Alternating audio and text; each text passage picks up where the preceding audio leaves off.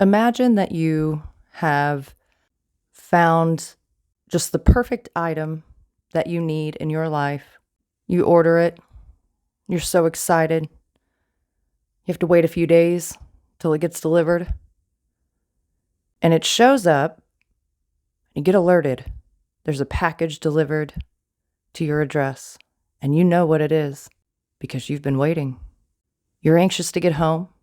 You scramble up to your front porch and you find a cereal box waiting with a postage label on it. You're a little confused at first, thinking I didn't order cereal, but you go ahead and you take the package inside. You get it to the kitchen table. You get your knife. You cut the tape from it. You start removing the contents of the cereal box. To be a little disturbed and disgusted, probably confused, when the packing material that you're pulling out of the cereal box is nothing less than diapers. Diapers. Now, they may not be dirty diapers. They may be brand spanking new diapers, but you didn't order diapers. So the confusion deepens. Hidden deep down within the diaper packaging, you find your item that you ordered. This delicate, very difficult to find figurine. You'd spent years looking for it, for one in the condition that you thought this one was in, and it probably was in that condition until it was packaged and shipped in diapers in a cereal box. This is an oh too common issue, a nightmare that many find themselves in over and over again. And who's to blame? Well, no one less than your favorite eBay seller. So we're going to talk about this, as it has recently come to my attention that this is a much larger issue than I would have ever anticipated. I would have thought that this was a one-off scenario. But no, this is becoming an epidemic.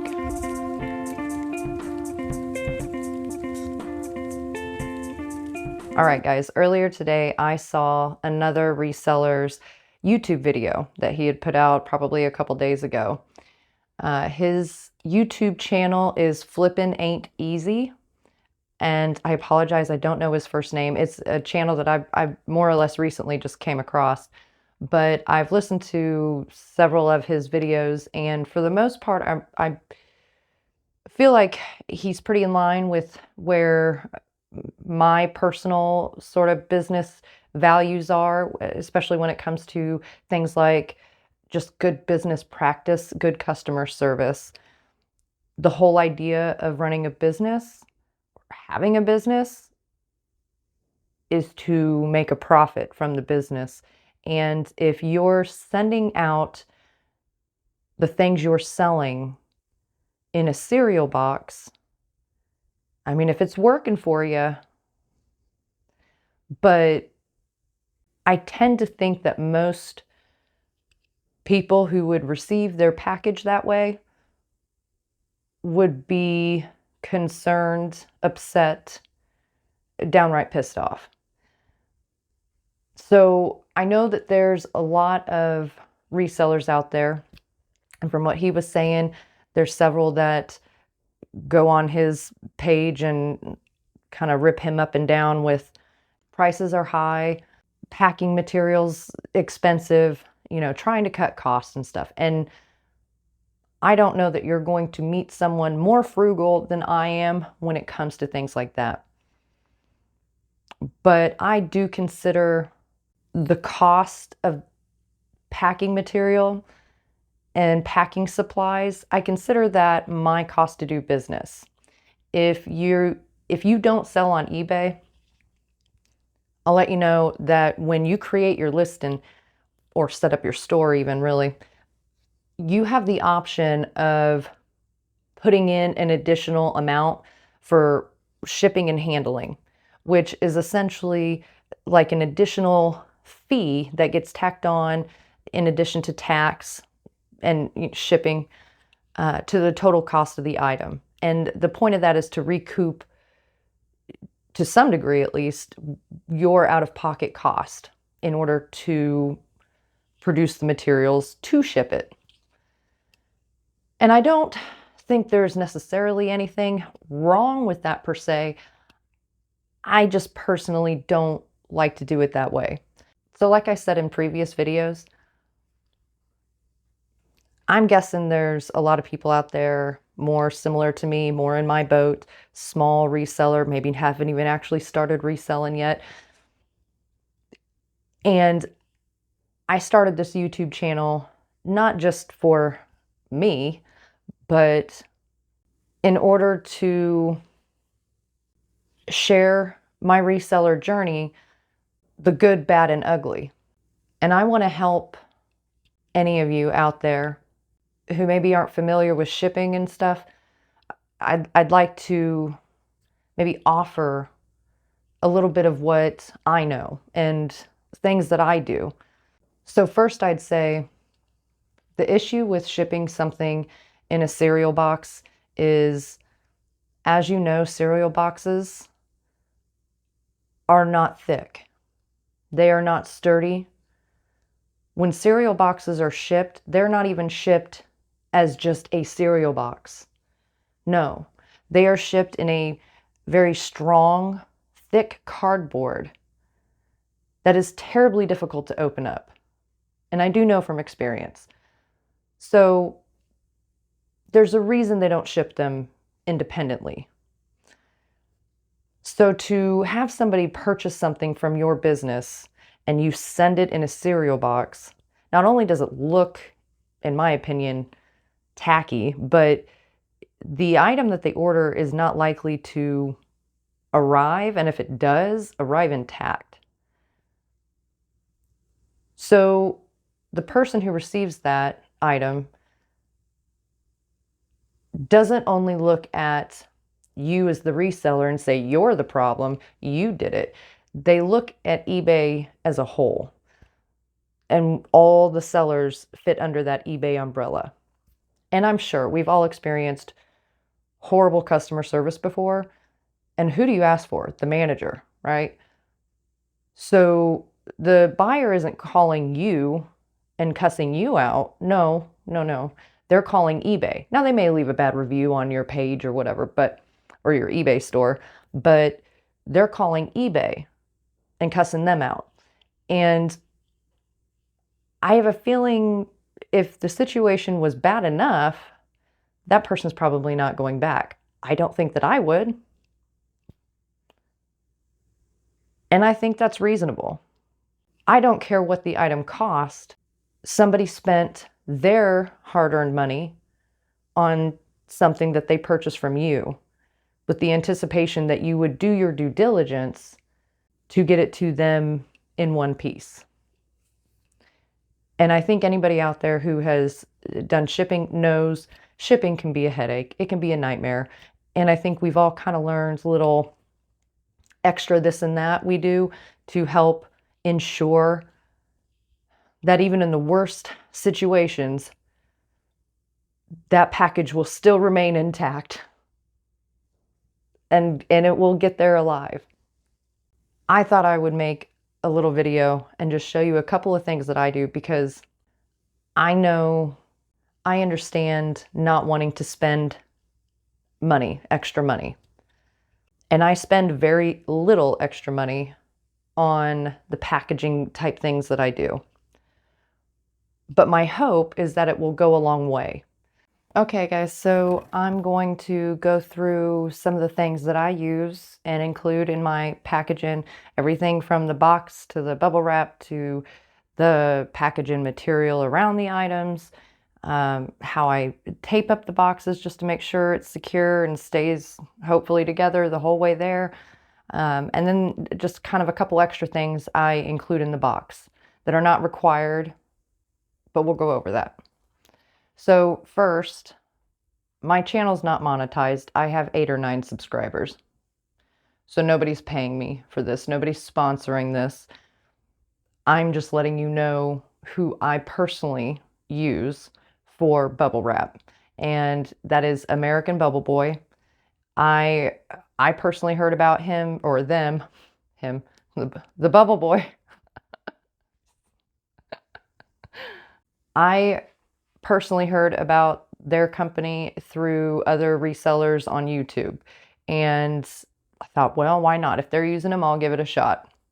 And I did, and it worked out great. It's delivered within a day or two. Cost-wise, you really can't beat it, I'll be honest, from what I've seen. If you're finding it cheaper, by all means, stay with what you're using.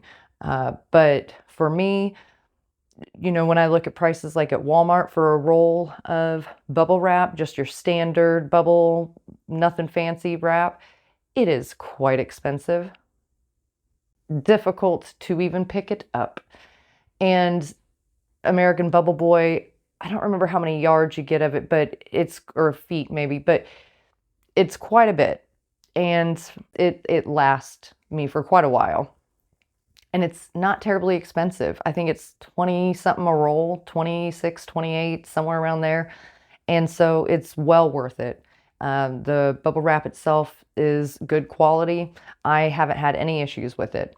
So I don't say this again because I'm being paid for it or sponsored by it. I don't have any of that. I'm just letting you guys out there know that I have personally used them, and I have no complaints thus far.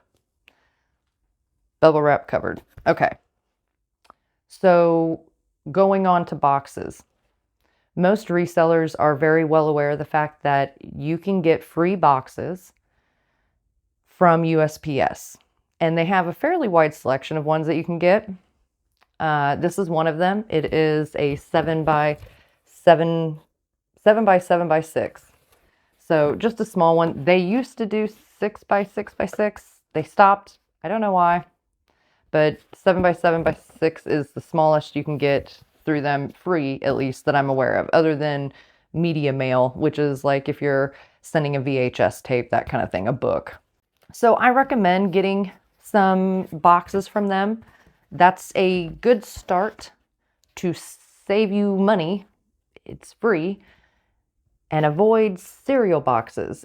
I can promise you these are sturdier than a cereal box. I will put money on that every day of the week. So just to give you an idea, they're not super thick. They are kind of sturdy. They have a decent amount of ribbing in it, but no, they're not terribly thick. So there's other boxes that I like to use when I'm sending something, that maybe needs that extra, like, security, that extra strength to the box.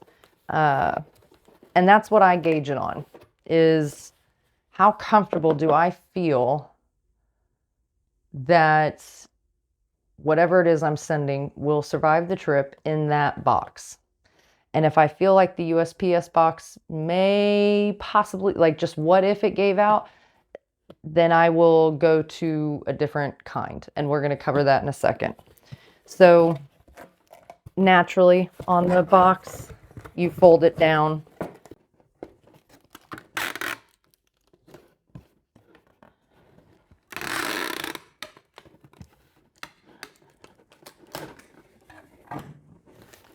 I feel like this is pretty self-explanatory, but get your piece of tape down the middle, okay?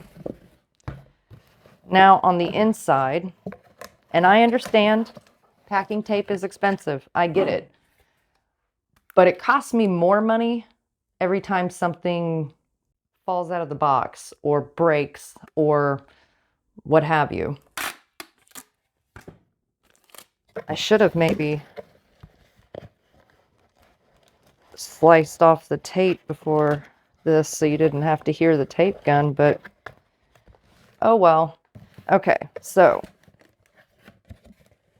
on the inside, the bottom, the very bottom flap, trying to get it in the light, I put a little piece of tape. Doesn't have to go clear across. just, you know, 2-3 inches at least wide in that bottom one. Now you put down those last 2 flaps in there.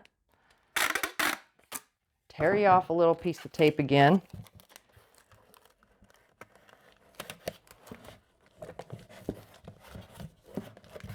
And I put tape down over the bottom here. So now both sets of flaps in here are taped, okay? The outside is also taped. This theoretically should not fail, okay? That is what I do. Setting that, aside. Then I use brown craft paper, butcher paper. You can go on Amazon and find it. Shoot, I don't have the name of the one. If anybody's curious specifically which one I order, I'm happy to give you guys that information. I apologize, I just don't have it in front of me. But basically, I look for not necessarily the cheapest, but which one's giving me more for the value. And I've tried a few different ones through Amazon, and they've all worked, but some are better than others. So this one here is thicker like craft paper. It's not waxy.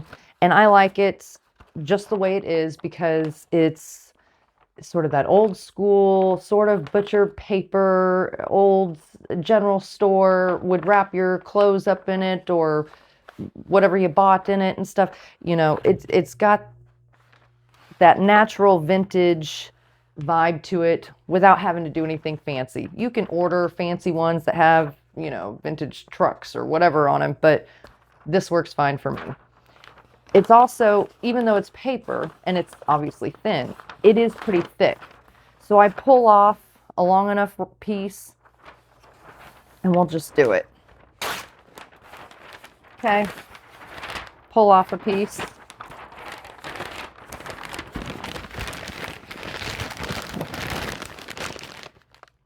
Sorry, I'm right on the mic. Pull off a piece and then back to our box. I take and kind of make a snake out of it. So it's sort of like an accordion, if you will. And I lay it in the bottom. Okay. That ensures whatever I'm sending isn't hitting the bottom. That also leaves, you know, you're not wanting to compress your paper too much, just enough, you know, to make sure your item fits in there well, but you don't want to flatten the paper clear to the bottom because this is your cushioning, okay? Once you have your item wrapped up however it needs to be, bubble wrap, what have you, you will continue putting paper around here. We'll do that in a second. I want to show you guys a couple of things here. So I don't know how well you'll be able to see it. It's clear, but this is just an envelope with a peel off piece that you then flip over and seal.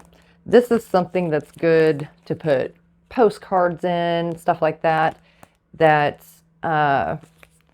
you don't want it just free floating in the box, right? You want to try to protect it, you know, to some degree, just in case the box gets wet or something, right? The same thing with these. All this is cheap stuff that I got on Amazon. I do coin collecting and stuff, and so, you know, I use things like this. But same thing. I mean, you can use these for jewelry. Jewelry, I might suggest getting something prettier, but nonetheless, it would work.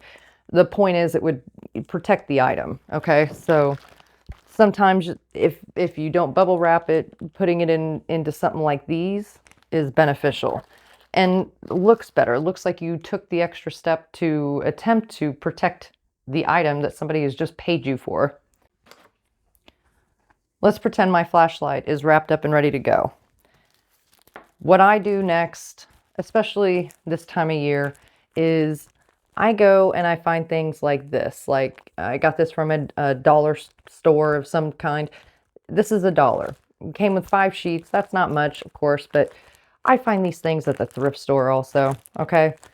You can find gift wrapping type material everywhere, okay? For for very cheap and oftentimes even free. So just look around, ask around.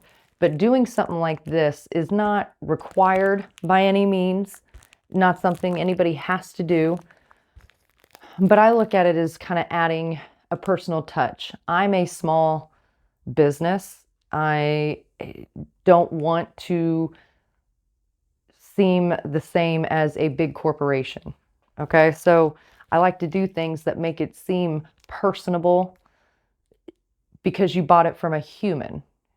So I will take my pieces that are bundled up in their bubble wrap, and I will put them in a couple pieces of tissue paper. I'll stick that in the box, rip off some more paper.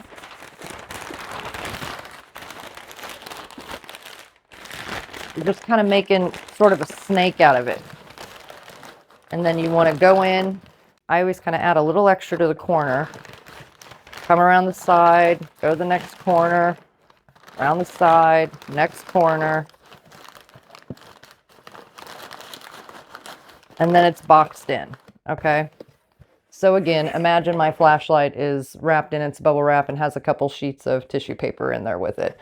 But it's now snug, like in its little nest. It's got a good, 1.5 to 2 inches from the side of the box. This is ideal, okay? When you're done with that, I usually, before I add my top paper to protect the top of it here, another thing I do to add a personal element to my package is same thing. They cost me $1. I don't know how many came in this. Six came in it, okay? So I send little cards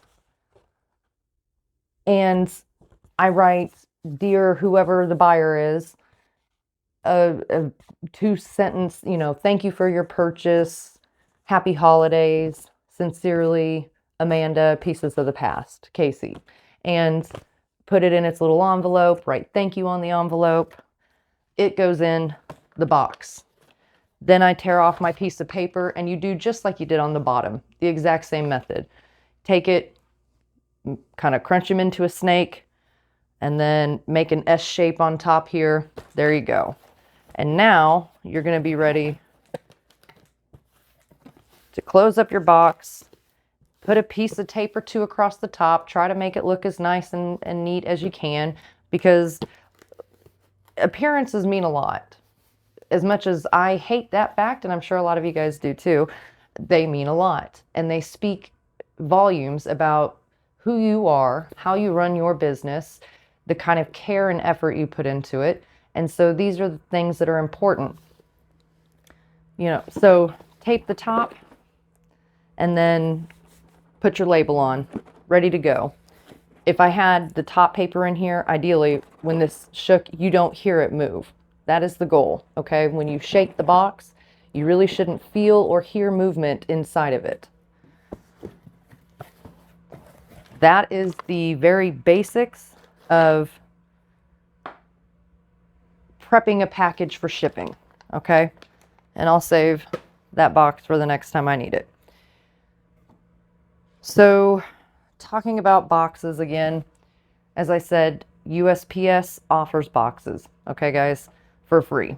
You just go on their website. They even will deliver them to your house.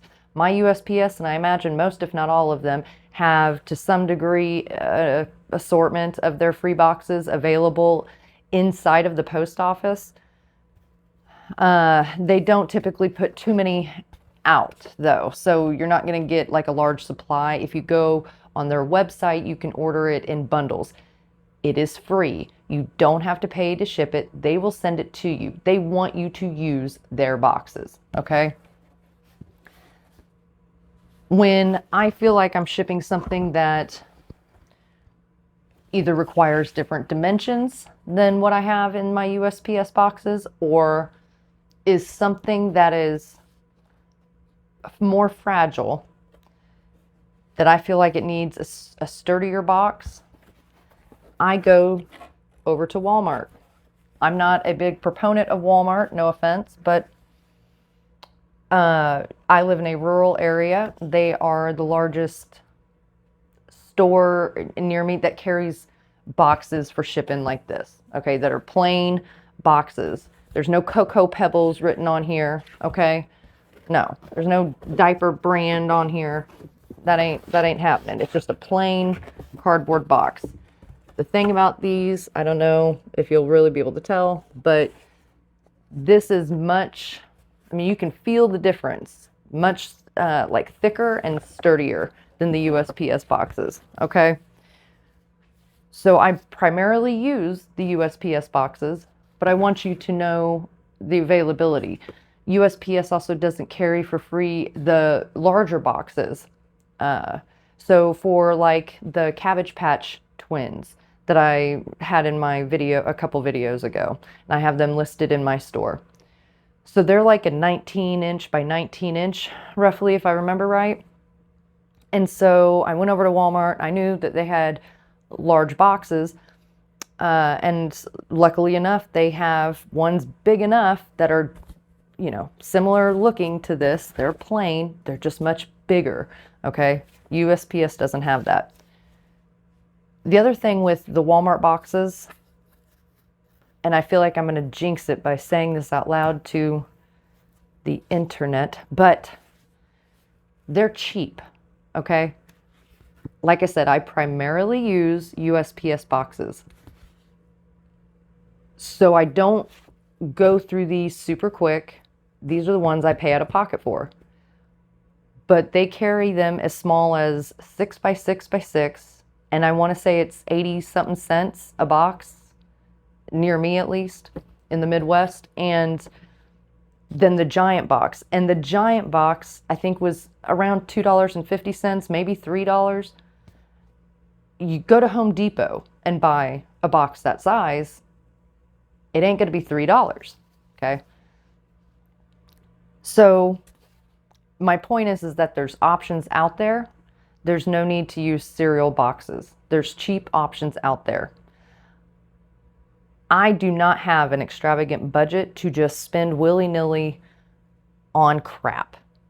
And so I'm very frugal with how I go about getting shipping items, but I don't want to pass that cost over to the buyer because I'm a buyer also. And I'm aware that it is outrageous. The cost of shipping is outrageous. The tax on things is outrageous. We all know this right now, especially. So I don't want to gouge a customer any more than where they're already getting hit. So my goal isn't to make a profit off of them in fees. My goal is to give a good customer experience that hopefully makes them leave me a good review, makes them come back to my store again, possibly shares my name, my store information, talks about that they had a good experience. You know, like I said in the beginning of this, word of mouth is the primary form of advertisement, guys. It's as simple as that. So that is boxes. Things like doing the cards, that is optional.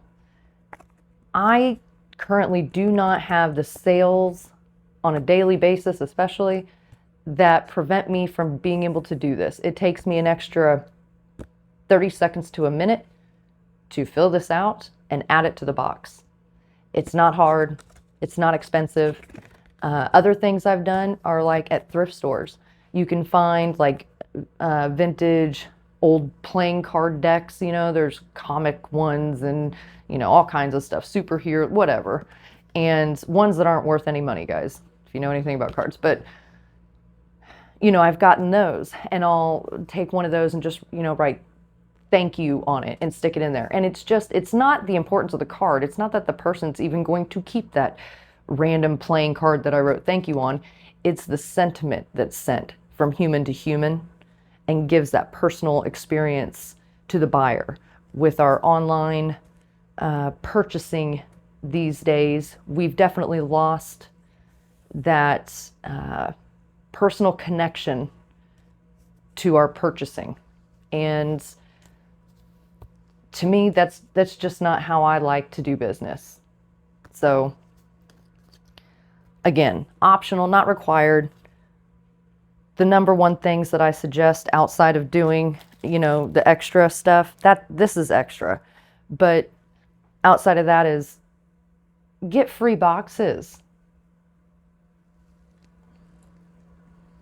But outside of doing the extra stuff, get free boxes. Get them. Go to USPS, go online and order them. There's no need to purchase a bunch of cereal or however you guys are obtaining these boxes, these cereal boxes, however that's happening. Give free boxes. Your item's far more likely to make it there in one piece, and it looks so much better. So the point on Flippin' Ain't Easy's channel on his video was that as eBay sellers are sending out packages in such poor condition, poor packaging, it makes eBay as a whole, but even more importantly, all of us as a whole look bad. And I can't imagine that people that ship like that, if they are on other sites, Mercari, Poshmark, whatever, I would assume that they ship in the same manner on those sites as they do on eBay. So it's not just an eBay focused thing. It's a selling thing. It's a business thing. It's a customer service thing. And it makes us all look bad when I feel like buying online, there's some degree of trust. When you go to purchase something from somebody, most people go and they look at the reviews. And if they see a bunch of negative reviews, and I don't mean like the crazy negative reviews, I mean like it showed up broken, wouldn't return my messages, wasn't packed well, came in a cereal box wrapped in diapers. I mean, when you see those reviews, are you likely to purchase that item from that seller? Probably not. So his point about it was it makes us all equally look bad, and it's driving customers away from eBay. So in an effort to help everybody, not specifically eBay, but in a sense eBay, but more importantly, again, the resellers who make eBay run, it benefits all of us to put in that extra tiny bit of effort. I can see how at some point, if I have my business big enough and I have a couple hundred orders or more or whatever going out a day, I can see that handwriting a note would no longer be feasible. And here's how I kind of look at things like this. That would be a problem that would require me to change how I currently interact in some sense with my customers. Not a problem. The solution to that, I think, would probably be to print up personalized, business cards or, personalized business cards or postcard size, cards or whatever, and put those in. And no, maybe not be able to write a hand note on it. If I have 500 things going out a day, that extra 30 seconds to a minute adds up, and that probably wouldn't be feasible. However, it takes no more effort than while you're packing it to put in a card. And let's be real, you can order cards like that for cheap, if not to some degree free. So I think that there's a way to still keep those kind of elements going. And I guess that type of problem is the kind of problem that I look forward to.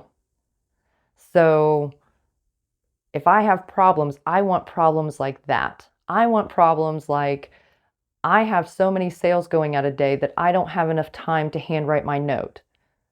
But here's my solution to that. Give me those problems.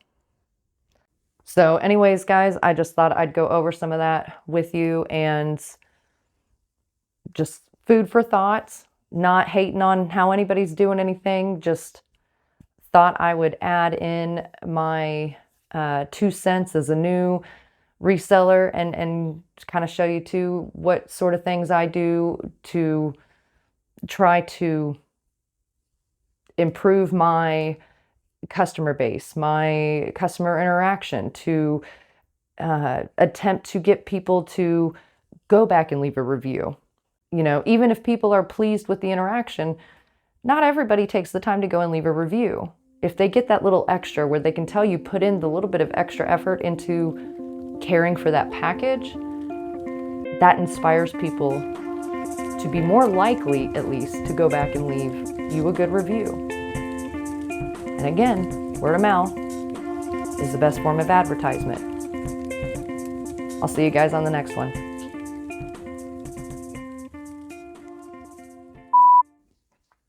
Hey y'all. Why do I always do this? Huh.